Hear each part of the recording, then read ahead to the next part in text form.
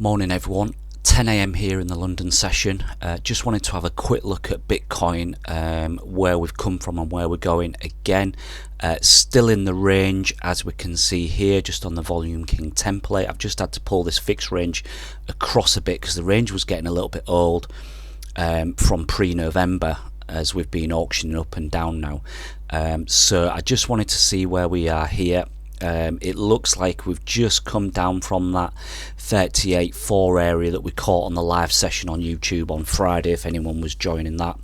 And we're just coming down to the PRC now. I think the monthly PRC is actually a little bit further down at 36.5, but we're just battling this area now. As we can see, volume just dropped off. Retail guys were still going long in this section over the weekend, which is not the best idea to do.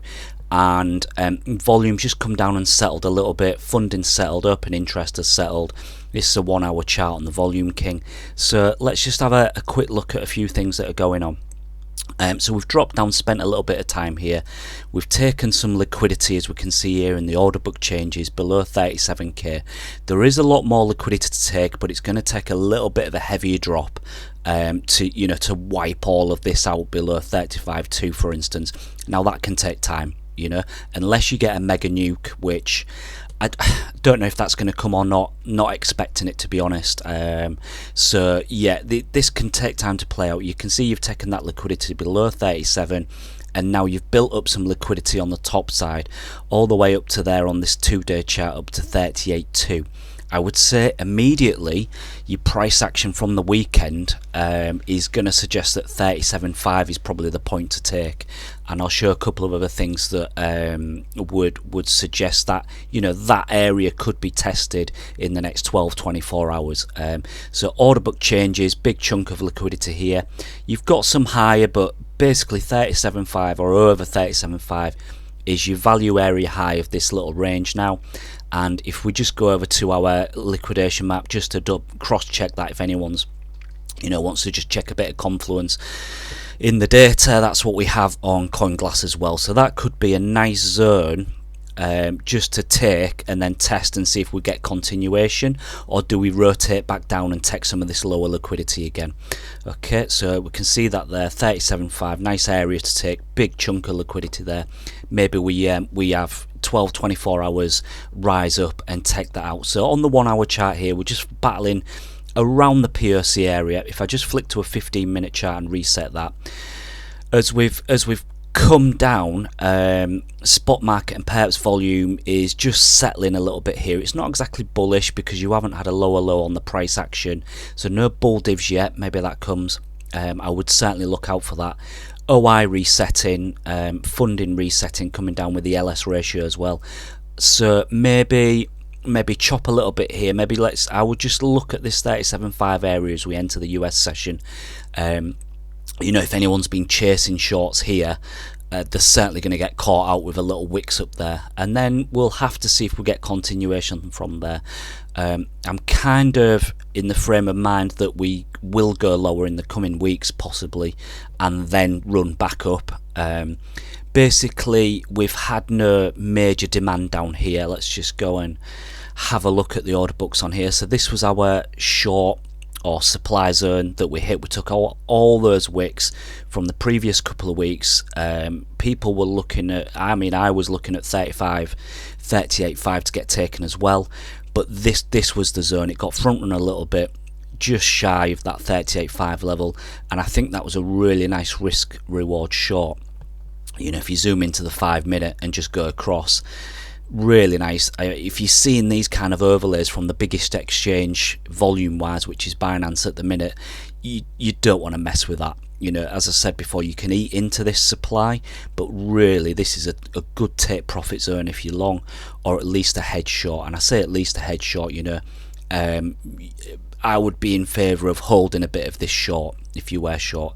Maybe price action doesn't even reach back up here, and if it's going to, let it prove you wrong. That's always my frame of mind, is, well, let it come back up and prove me wrong then.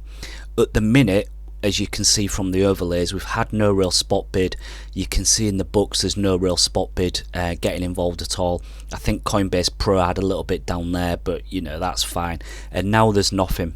Perps market got a little bit interested in here yesterday with the lower bands. You can see some top levels moving in, doing a little bit of market making. So yeah, I mean, I'd be quite happy to see this flow up to that 37.5 zone and then go from there. Just to repeat this area again, you can see everyone was taking profit or hedging some shorts in here, and then we did go and take that liquidity and then come back down. And you can see if you were short here from Friday over the weekend, you know, funding was still slightly positive, even if you're just collecting a little bit of funding on a big account or something, you know, dribble down. There's no bid here in the perps books whatsoever. I'd have been quite comfortable just holding that as it dribbles down. So where do we go now? Yeah, 37.5 top side.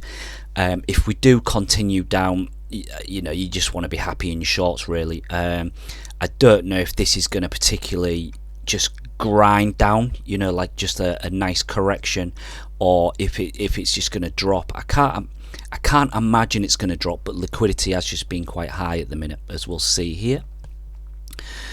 So liquidity rising, especially on the spot market. Open interest is ranging. You'd really want to see that open interest ramp up again, but it can just drop from here. But yeah, spot market liquidity on the rise, so people are certainly filling themselves up here.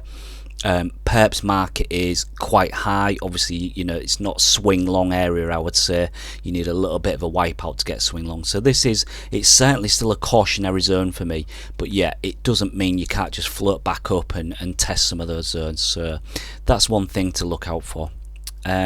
So yeah, Bitcoin kind of settling here. You know, it can be a bit boring at the minute, the Bitcoin market, so maybe it just holds here for a while. You know, it could hold here for another 12 hours before it punches and makes its move. And you know, even if it does run to 37.5, you're only talking about a 1.5% move. It's nothing, so you could easily just float up there and test and see if anybody's got any more supply. In the meantime, you know, you could be playing some altcoin trades here. There's certainly a few charts that look very good. A couple of guys in the chat pointed out LDO looking really nice here, very bid.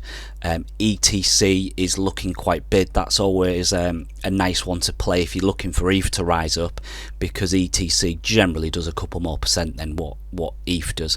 And yeah, a couple of others as well. Matic has had a really nice 4-hour pullback, nice grind down, and it's now getting bid again.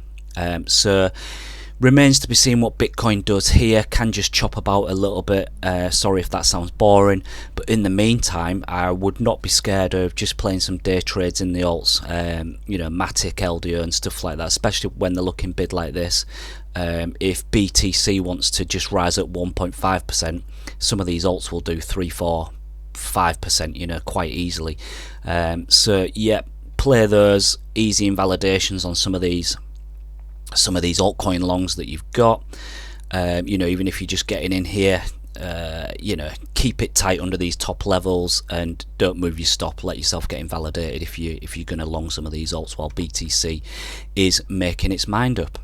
Right, so live in the Discord later on, just keep an eye on those liquidity charts. 37.5 to the upside. Do we go and tag 36.7 or does it get defended? Yeah, we'll see. Volume looking okay. We'll see. Open interest looking okay. I certainly, if I wasn't short here, I wouldn't be chasing shorts. If you're short from higher, great position. Let the market prove you wrong. I wouldn't be chasing positions here. A lot of the markets come down into demand. There's not a lot you can do if someone just starts market selling. Maybe CME start closing their positions and nuking some of their open interest. Not a lot you can do about that. But I certainly wouldn't be chasing shorts around here. So yeah, 10 AM US Open in a few hours. That's probably going to give us a few clues to remaining direction on BTC. But until then, it's just a liquidity game. Take this liquidity higher and then roll over, and we'll see from there. No particular area I would look to a little bit lower to bid yet without seeing these books fill up, to be honest. I'd want to see spot bid come right in, and at the minute there's no one is, and the same with perps as well. For me personally, I at least want to see Binance and Coinbase coming in I think Bitstamp a little bit market makery at the minute. They sold off here. This is very market, it's like pushing orders around to get some fills. So for me, I want to see Binance USDT bid, and I want to see Coinbase bid. And hopefully the US session will give us some direction. I think yesterday, which was Monday, was a bit of a non-event day. Maybe some people caught some moves, which is good. But historically, a Monday has always been a bit of a non-event day in trading. It can put in some lows. You generally go and tag those lows again, and the same with the top side. And I think that's what we had yesterday. After a couple of weeks of volatility on a Monday, Tuesday, yesterday was a little bit of a non-event. Bitcoin's moving like 0.5% in this kind of range, so nothing to see there. Maybe we get back to that kind of Tuesday, Wednesday volatility. That'd be nice to see. Right, so Discord live at the US session. Join it if you can, and we'll see you soon. Cheers. Bye.